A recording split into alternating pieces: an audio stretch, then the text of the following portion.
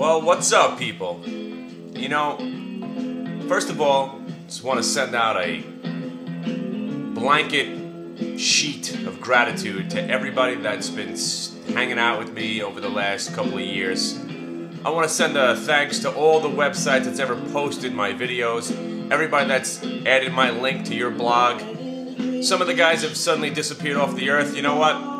Whatever the case may be, if you don't want to put my videos up, that's fine. You've helped me in the past. I'm looking for some help now. I got some important people looking at the website. Please help a brother out. Because we've come here through the last couple of years, more recently, to try to escape from the reality of how awful everything is. I've been giving it to you straight, been trying to help you out. Nobody believed me when I said Bear Stearns was going to go out of business and Washington Mutual and Lehman Brothers, but that's alright. Alright, I'm just a guy on the internet, why would you want to believe me? And you know what? I can't say I told you so, because if I had told you so, I'd still have all those puts, and I'd be rolling in dough right now, and we'd all be partying, and everything would be alright. But you know what? The only thing I've done right over the last year and a half is sold all my stocks. I made a little bit of money, nothing in comparison to what should have been done, considering where I was at and the pessimistic attitude I had for 2008. But whatever. Because deep down inside, I want to have faith. Deep down inside, I want to believe that this country is headed in the right direction because I have children. I don't want to know that my kids are going to be suffering. I don't want to know that things are going to be worse off when I leave this earth for my kids than I had it.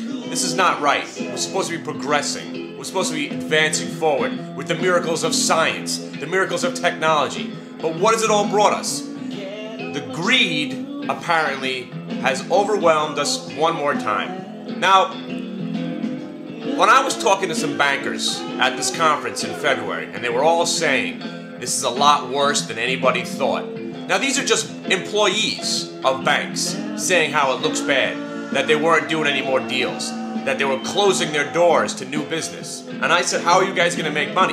And they said, exactly. Now, I'm just a lowly peon in this world, okay? And I had these people telling me about this in February.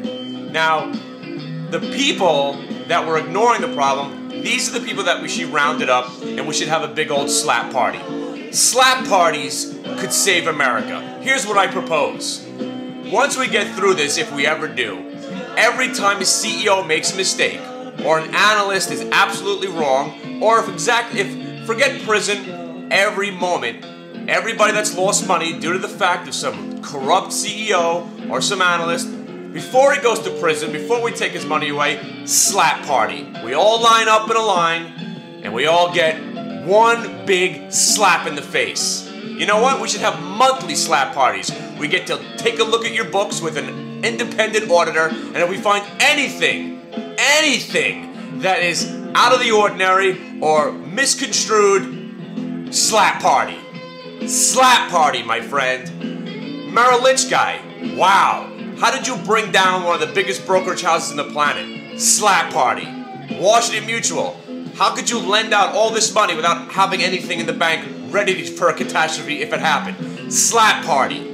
How could any of this happen? You know, but there is one proposal out there that I've heard that actually came out of my mouth that a congressman actually went out and said. Wow. He said, if we're going to bail all these morons out of the taxpayers' money, and the government, who's not doing this out of the kindness of their heart, is ponying up all this money, which is our money, that eventually, when these companies are saved, or whatever the case, the government's looking to make some money on this deal.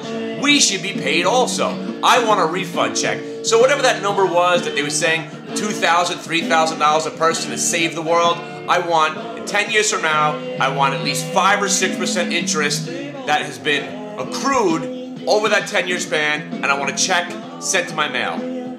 I want my Jew check.